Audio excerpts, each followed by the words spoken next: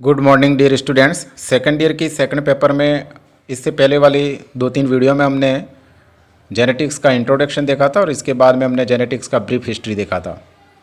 आज हम इस वीडियो में इसी टॉपिक को आगे बढ़ाते हुए मेंडल या मेंडलवाद के बारे में पढ़ेंगे। ये एक बहुत बड़ा टॉपिक है और इसके अंदर हमने निम्न पॉइंट बना रखे हैं। इन पॉइंटों को हम कवर करेंगे। सबसे पहला पॉइंट है मेंडल का जीवन परिचय, अर्थात मेंडल का जन्म कहाँ, कब, कैसे, क्या, वो सारी बातें। इसके बाद में अगला पॉइंट है मेंडल के नियम तात्कालीन समय में प्रसिद्ध क्यों नहीं हो पाए। मेंडल ने जो नियम दिए थे जब तक वह जिंदा थे तब तक इतनी प्रसिद्ध क्यों नहीं हो पाए, उनको इतनी लोकप्रियता क्यों नहीं मिली। इसके बाद हम पढ़ेंगे मेंडल को इतनी बड़ी सफलता कैसे प्राप्त हुई। इससे पहले भी कई सारे वैज्ञानिक थे जिन्होंने जेनेटिक्स में अच्छे अच्छे प्रयोग किए थे लेकिन वो सफल नहीं हो पाए और मेंडल सफल हो गए। तो इसके पीछे क्या लॉजिक, क्या वजह थी, वो पढ़ेंगे। इसके बाद मेंडल ने अपने प्रयोग में मटर का पौधा क्यों चुना, मेंडल के प्रयोग कौन कौन से हैं, मतलब कौन कौन से संकरण तकनीकियाँ उन्होंने अपनाई, मेंडल के नियम कौन कौन से हैं, मेंडल के नियमों का क्या महत्व है, मेंडल के नियम के क्या अपवाद, विचलन हैं, एक्सेप्शन हैं, और लास्ट में रहेगी जेनेटिक्स से रिलेटेड कुछ टर्मिनोलॉजी। तो ये सारी बातें हम इस टॉपिक में देखेंगे। तो चलिए, सबसे फर्स्ट पॉइंट है मेंडल का जीवन परिचय। ग्रेगर जॉन मेंडल, इनका जन्म 22 जुलाई 1822 को डार्विन के जन्म से कोई 13 साल बाद ऑस्ट्रियन साम्राज्य के सिलेसियन के मोराविया क्षेत्र में हुआ था। और ये वर्तमान में ये जो क्षेत्र है चेक गणराज्य में पड़ता है। उस समय ऑस्ट्रियन साम्राज्य में था, आज चेक गणराज्य में। और उनके माँ बाप ने उनका नाम योहान रखा था। तो बात समझ में आ गई।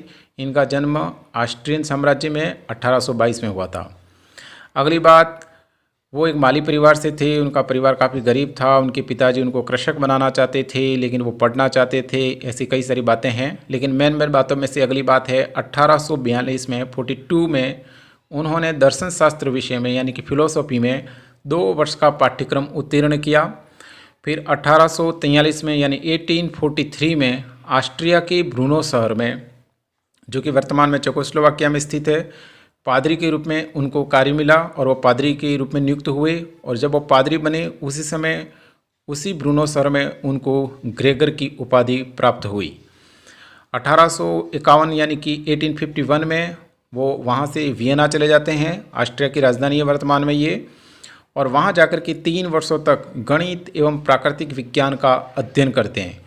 और ये जो गणित और प्राकृतिक विज्ञान का उन्होंने अध्ययन किया, वही अध्ययन बाद में जाकर के जो कुछ भी जेनेटिक्स विषय में उन्होंने रिसर्च किया शोध कार्य के लिए, उसके लिए महत्वपूर्ण साबित हुआ।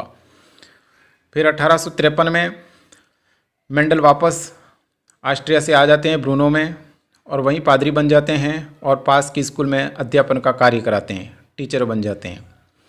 इसी दौरान वहाँ उसी चर्च में एक जो गार्डन होता है, उस गार्डन में उद्यान मटर यानी कि पाइसम सेटाइवम नामक पौधे पर आनुवंशिकी के महत्वपूर्ण प्रयोग शुरू करते हैं। हालांकि शुरुआत में वहाँ चूहों पर प्रयोग करना चाहते थे, यह देखने के लिए कि किस तरीके से माता पिता के लक्षण संतानों में स्थानांतरित होते हैं। जो उस समय की जीवन विज्ञान की सबसे इंटरेस्टिंग, सबसे जटिल समस्या थी, सबसे महत्वपूर्ण समस्या थी कि माता पिता के लक्षण संतानों में कैसे जाते हैं। तो इस बात का अध्ययन करने के लिए आरंभ में वो चूहों पर प्रयोग करना चाहते थे लेकिन चर्च से सहमति नहीं मिल पाई।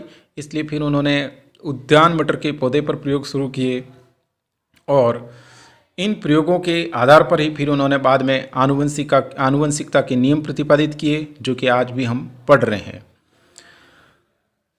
इन प्रयोगों में उन्होंने वंशागति की इकाइयों की धारणा, जिसे कारक यानी फैक्टर कहा था, उसकी धारणा उन्होंने प्रतिपादित की। कारक या फैक्टर या इकाइयों की धारणा प्रतिपादित की। उन्होंने बताया कि प्रत्येक जीव में, नर और मादा दोनों में, समान संख्या में कुछ ऐसी इकाइयाँ होती हैं जो अगली पीढ़ी में वंशागत होती हैं और ये इकाइयाँ जो अगली पीढ़ी में वंशागत होती है वो ही अगली पीढ़ी में यानी कि संतान में उनके सामान्य एवं विशिष्ट लक्षणों के लिए जिम्मेदार है। उन्होंने कोई लगभग 30,000 से अधिक मटर के पौधों पर प्रयोग किए और अपने प्रयोगों के परिणामों का विश्लेषण करने के लिए उन्होंने गणित और सांख्यिकी का उपयोग किया। और इसके बाद उन्होंने अपने प्रयोगों के जो निष्कर्ष थे, जो परिणाम थे, उनको bronze society of natural history के समक्ष 8 फरवरी से 8 मार्च 1865 में प्रस्तुत किया और अपने शोध कार्य को 1866 यानी कि 1866 में ब्राउन सोसाइटी की एक वार्षिक पत्रिका है annual proceeding of natural history society of brown, इस पत्रिका में पादपों में संकरण के प्रयोग यानी एक्सपेरिमेंट्स इन प्लांट हाइब्रिडाइजेशन नामक शीर्षक से प्रकाशित किया। यानी उन्होंने मटर के ऊपर कोई 30,000 से ज़्यादा प्रयोग किए और इन प्रयोगों के अंदर उन्होंने गणित और सांख्यिकी का काफ़ी अच्छा उपयोग करते हुए बहुत अच्छी तरह से विश्लेषण किया। सारे डाटा उन्होंने इकट्ठे किए और डाटा का फिर उन्होंने सांख्यिकी एनालिसिस किया। फिर उन्होंने जो भी निष्कर्ष निकाला उन निष्कर्षों को उन्होंने ब्राउन सोसाइटी की एक जो पत्रिका थी उस पत्रिका में पादपों में संकरण के प्रयोग के नाम से शीर्षक के नाम से छपवाया। हालांकि उनका जो मूल रिसर्च पेपर था, जो भी उनका मूल कार्य था वो जर्मन भाषा में था। जर्मन भाषा में वर्षे की उबर प्लांट जेन हाइब्रिडेन, ये उनका शीर्षक था जर्मन भाषा का। इसके बाद इन्हीं मेंडल के जो प्रयोग थे उसके आधार पर आनुवंशिकता के नियम बने। यहाँ सबसे इंटरेस्टिंग बात यह है कि मेंडल ने जो कुछ खोज की, जो कुछ भी प्रयोग किए, जो कार्य किए, जो परिणाम प्राप्त किए, वो उस समय के लिए एक चमत्कारिक परिणाम थे। लेकिन विज्ञान जगत में जब तक मेंडल जिंदा रहे तब तक उन नियमों को कोई प्रसिद्धि नहीं मिली और न ही मेंडल को कोई लोकप्रियता प्राप्त हुई। कोई 34 वर्षों तक मेंडल के प्रयोगों पर किसी ने कोई ध्यान नहीं दिया। लेकिन उनकी मृत्यु के पश्चात लगभग 1900 ईस्वी के लगभग में 3 वैज्ञानिकों ने अपने अपने प्रयोगों में, तीनों ने अपने अपने अलग अलग प्रयोग किए और इन प्रयोगों में उन्होंने जो परिणाम प्राप्त किया वो परिणाम मेंडल के नियमों के समान था और उसी समय से फिर मेंडल के नियमों की पुनर्खोज होती है। और वो 3 वैज्ञानिक थे, पहले हॉलैंड के ह्यूगो डी ब्रीज, दूसरे जर्मनी के कॉल कॉरेंस और तीसरे ऑस्ट्रिया के एरिक वॉन शेरमार्क। ये जो 3 वैज्ञानिक थे, Hugo de Vries, call Correns और एरिक वॉन शेरमार्क, इन तीनों ने अलग अलग प्रयोग किए, संकरण के प्रयोग किए और इन प्रयोगों में जो परिणाम प्राप्त हुआ वो परिणाम मेंडल के परिणामों के लगभग समान था और इस तरीके से मेंडल के नियमों की पुनः खोज होती है और विज्ञान जगत में मेंडल के नियमों को महत्व और प्रसिद्धि प्राप्त होती है। अब ये तो हो गया मेंडल का जीवन परिचय। अब हमारा अगला पॉइंट है मेंडल के नियमों को आरंभ में प्रसिद्धि क्यों नहीं मिली, इसके पीछे क्या वजह थी, क्या कारण थे। तो इसके पीछे वैसे तो बहुत सारे कारण हैं, लेकिन में सबसे मेन है कि मेंडल ने जब ये अपने नियम दिए थे वो उस समय के लिए काफ़ी बड़े स्तर के ज्ञान की बात थी और उस समय संसार में इतना विज्ञान का लेवल था नहीं कि वो मेंडल के नियमों को समझ पाए। जन सामान्य और वैज्ञानिकों की भी पहुंच से ऊपर की थी बातें। तो मेंडल के नियम व खोज अपने समय में बहुत आगे की थी, पहला पॉइंट तो। दूसरा, जब उन्होंने अपने काम को अन्य वैज्ञानिकों के सामने पेश किया था तो वो अपनी बात, अपने प्रयोगों के निष्कर्ष और अपने परिणामों को उन वैज्ञानिकों को अच्छी तरह से समझा नहीं पाए। जब भी वो समझाने जाते तो उसके पीछे वहाँ ऐसा क्यों होता है, इनके परिणाम ऐसे क्यों प्राप्त हुए, उसका कोई भौतिक ठोस आधार वो प्रदान करने में असफल रहे। यानी कुल मिलाकर के उस समय के जो वैज्ञानिक जगत के प्रसिद्ध वैज्ञानिक थे उनके सामने वह अपनी बात, अपने नियम, अपने कार्य और अपने परिणाम को एक ठोस आधार के रूप में प्रस्तुत करने में सक्षम नहीं हो पाए। कौन? मेंडल। इसलिए उनके नियम आरंभ में प्रसिद्धि से परे रहे। उनके कार्यों को एक ऐसी वैज्ञानिक पत्रिका में प्रकाशित किया गया था जो कि उस समय कोई विशेष प्रसिद्ध पत्रिका नहीं थी। यानी कि लोगों की पहुंच तक उनकी बात नहीं जा पाई, उनके कार्य, उनके परिणाम नहीं जा पाए, क्योंकि उन्होंने अपने प्रयोग जिस पत्रिका में छपवाए थे वो पत्रिका बहुत सीमित दायरे में प्रचलित थी। वो उस समय पूरे वर्ल्ड या पूरे देश को मतलब प्रसारित हो या प्रचारित हो ऐसी पत्रिका नहीं थी। इसके बाद उन्होंने अपने नियमों में ज़्यादातर गणितीय आधार को उपयोग में लाया था और गणितीय आधार को उस समय के वैज्ञानिकों ने संकरण के प्रयोगों में अस्वीकार कर दिया। इसके बाद में डार्विन और वालस जैसे वैज्ञानिक उस समय ज़्यादा फेमस थे, तो नेचुरली मेंडल को इतनी लोकप्रियता नहीं मिल पाई। इसके बाद सबसे मोटी वजह जो मेंडल के नियमों को तात्कालीन समय में प्रसिद्धि न मिल पाने की कि वहाँ अपने नियमों के पीछे, अपनी वंशागति की जो उनकी थ्योरी थी, जो सिद्धांत थे, उसके पीछे की विज्ञान को समझाने में असफल रहे। वो ये समझाने में असफल रहे कि ऐसा कौन सा भौतिक आधार है जिस वजह से ये हो रहा है। उन्होंने इसके लिए इकाई और कारक को जिम्मेदार बताया था, लेकिन वो इकाई और कारक क्या है, उस इकाई और कारक का केमिकल कंपोजिशन क्या है, वह इकाई कारक कहाँ स्थित होती है, कौन से पदार्थ से बनी होती है, ऐसी कई सारे प्रश्नों का जवाब वो उस समय दे पाने में असक्षम रहे।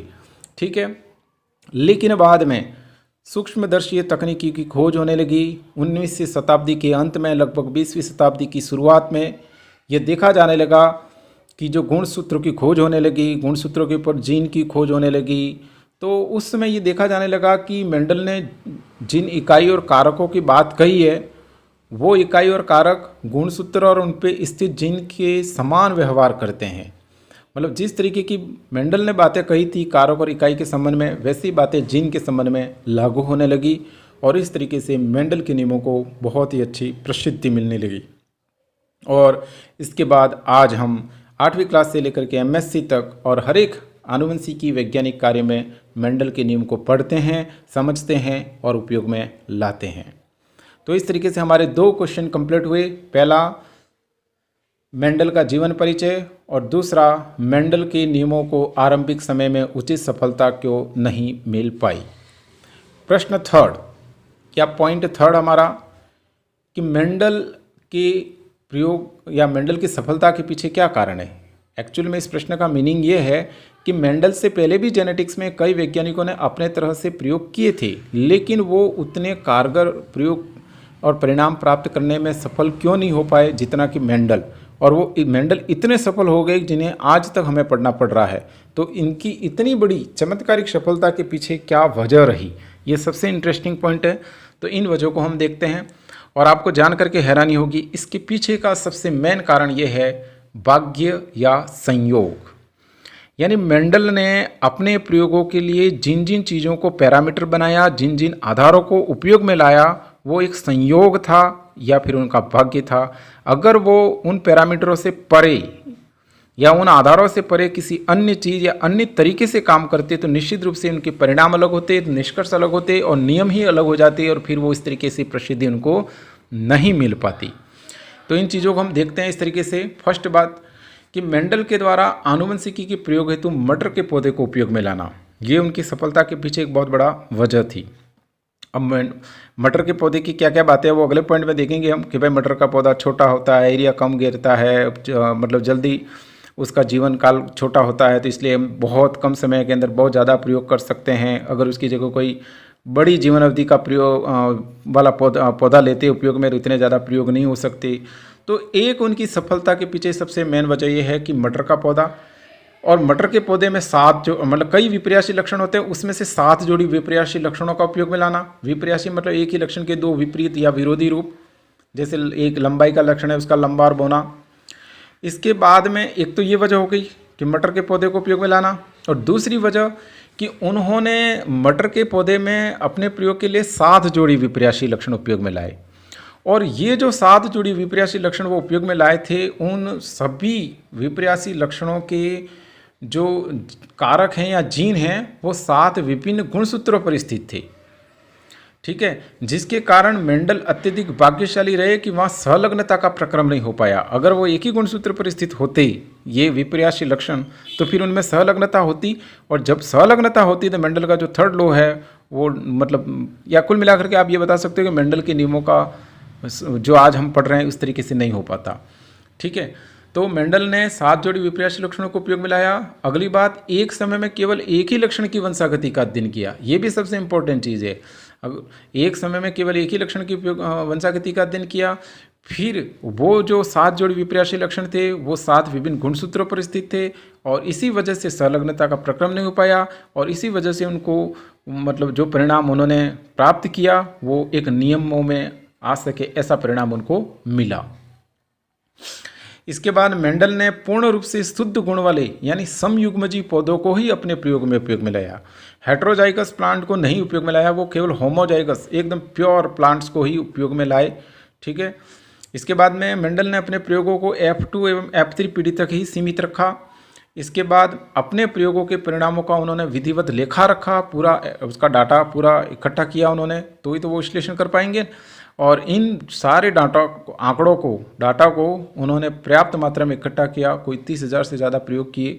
और इसके बाद में उसमें उन्होंने सांख्यिकी का उपयोग किया, गणित का उपयोग किया और एक अच्छी तरह से विश्लेषण किया। और सांख्यिकी और गणित का डाटा में उपयोग करके विश्लेषण करते हैं तो कुछ नियमबद्ध परिणाम प्राप्त होते हैं, और इन्हीं नियमबद्ध परिणामों को फिर उन्होंने मेंडल के नियमों के नाम से प्रतिपादित किया।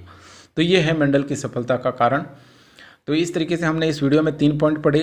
फर्स्ट, मेंडल का जीवन परिचय। दूसरा, मेंडल के नियम तात्कालिक समय में प्रसिद्ध क्यों नहीं हो पाए। और तीसरा कि मेंडल की सफलता के पीछे क्या राज था। इन 3 बातों को हमने आज देखा। नेक्स्ट वीडियो में अगली बातें देखेंगे। That's all, thank you.